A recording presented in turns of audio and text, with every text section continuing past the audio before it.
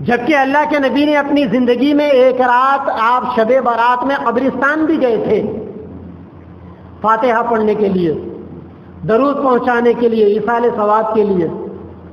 یہاں سے کم از کم یہ تو سمجھ میں آنا چاہیے کہ اگر مردے ہمارے گھر آتے ہیں شب برات کو تو مردوں کو ثواب پہنچانے کے لیے ہمارے نبی قبرستان کیوں گئے تھے؟ اچھا، یہ بھی ایک گڑبڑ ہے۔ اللہ کے نبی اپنی زندگی میں ایک مرتبہ قبرستان گئے اور ہم لوگ ہر سال قبرستان جاتے ہیں۔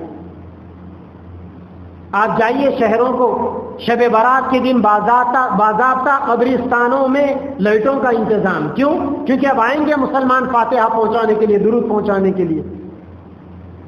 اور بعض علاقوں کے اندر قبرستان کے باہر چائے کا انتظام، پانی کا انتظام، آئیں گے تو ان کی مہمان نوازی ہوگی۔ یہ سب واہیات ہے۔ علماء نے کہا کہ اللہ کے نبی نے 63 سال کی زندگی میں ایک سال قبرستان شب برات میں گئے تھے، تم بھی اپنی زندگی میں صرف کسی ایک سال جاؤ، بس ختم۔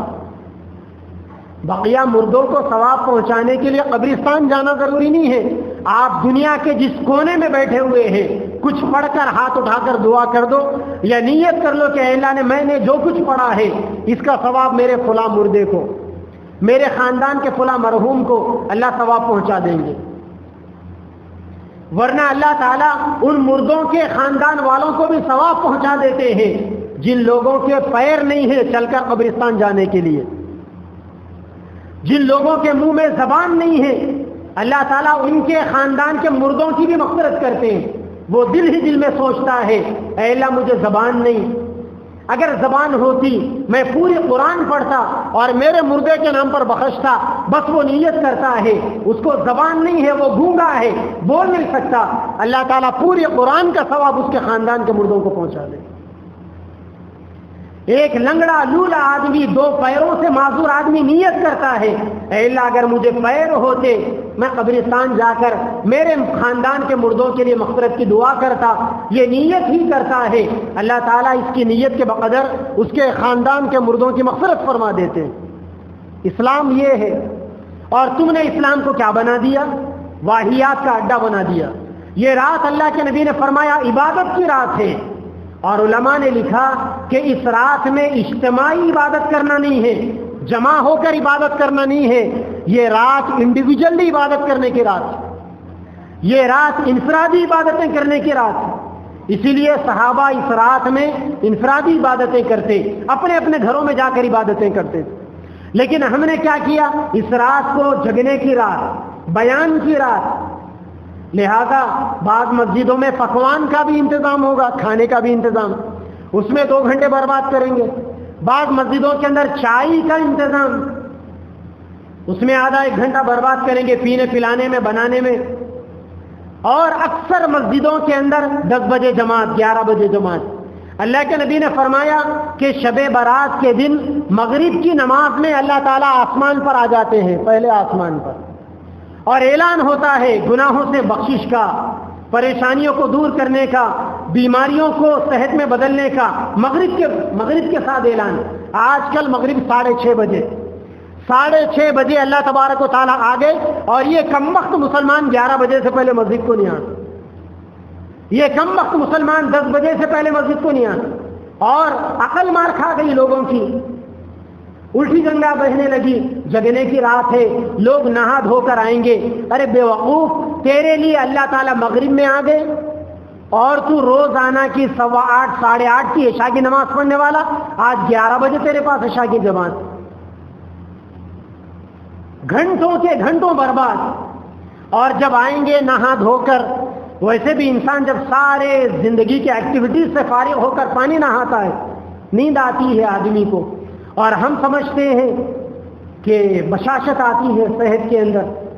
اب 11 بجے جماعت ہے، نماز ہوگی، بیان ہوگا، مولانا صاحب کا لمبا چوڑا بیان، لوگ گزارش کریں گے ذرا لمبا بیان کرو۔ اب لمبا بیان ہوگا، 2 بجے تک ہوگا، بس انسان کے چھرے ڈھیلے ہوں گے، جا کر سو جائے گا، ایسا سوئے گا کہ پھر فجر کی نماز بھی چھوٹ جائے گی۔ اسے کہتے ہیں کوئلے کی دلالی میں ہاتھوں کو کالا کرنا۔ اگر یہ نہ کرتے آپ برابر وقت پر عشاء کی نماز پڑھ لیتے اور جا کر سو جاتے 2-4 تسبیحات پڑھ کر فجر کی نماز پڑھ لیتے. اللہ کے نبی کی حدیث ہے جو آدمی عشاء کی نماز فجر کی نماز جماعت سے پڑھ لے اللہ اس کو ساری رات عبادت کرنے کا ثواب دیں گے.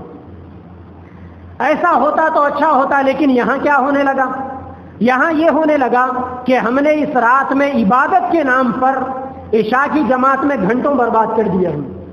اور پھر بیان کے نام پر مجھے اچھا یاد ہے میرے بچپن میں مدینہ مسجد میں ایک صاحب چندہ کرنے آئے تھے. یہی رات تھی، وہ لوگوں نے ان کو نوجوانوں نے ممبر پر بٹھا دیا کہ تقریر کرو. اب پتہ نہیں ان کو شوق تھا ہوگا بولنے کا، ممبر پر بیٹھ گئے. اب بولنا شروع ہوا تو 3.5 گھنٹے کے بعد تقریر ختم ہوئی ان کی. اور وہ تقریر بھی وہاں کے امام صاحب نے بند کرائی. میں نے اپنے آنکھوں سے دیکھا اس مسجد کے نوجوانوں نے اس رات امام صاحب سے جھگڑا کیا کہ تم نے تقریر کیوں بند کرائی. اے کمبختوں، یہ رات تقریر کی رات نہیں ہے. یہ 3.5 گھنٹے ایران توران کی باتیں کرنے کے باوجود امام صاحب نے لوگوں کو عبادت کے لیے تقریر بند کروائی اور محلے کے نوجوان امام صاحب سے لڑ پڑے کہ آپ نے تقریر کیوں بند کرائی. ایسے جاہل جن مسجدوں میں مسلط ہوں گے نا، پھر وہ مسجدیں عبادتوں کے لیے نہیں ہوگی. ایسے ہی انتاکشری کے اڈے بنیں گی یہ مسجدیں. اسی لیے مسجدوں کو عبادت کا مرکز بناؤ، تعلیم اور تعلم کا مرکز بناؤ مسجدوں کو، سیکھنے سکھانے کا. تو یہ رات عبادت کی رات ہے. اس رات میں عبادتیں ہونی چاہیے اور تنہائی کی عبادت. آپ اجتماعی طور پر 1000 عبادتیں کر لیں، اللہ تعالیٰ کے پاس وہ نہیں دیکھا جائے گا. آپ تنہائی کے اندر 4 تسبیح پڑھ لیں، 2 مرتبہ اللہ کے سامنے ہاتھ اٹھا کر دعا کر لیں، آپ قرآن مجید کی چند آیتیں پڑھ لیں، انشاءاللہ یہ آپ کی تنہائی کی عبادتیں. اور ان عبادتوں کا جو وزن وہ اللہ تبارک و تعالیٰ کے نزدیک معنی رکھتا ہے. اللہ تبارک و تعالیٰ ہم سب کو شب برات کی اہمیت سمجھنے کی توفیق عطا فرمائے اور اس رات کو قدر کرنے کی توفیق عطا فرمائے، واہیات سے بچنے کی توفیق عطا فرمائے. وآخر دعوانا الحمدللہ رب العالمین.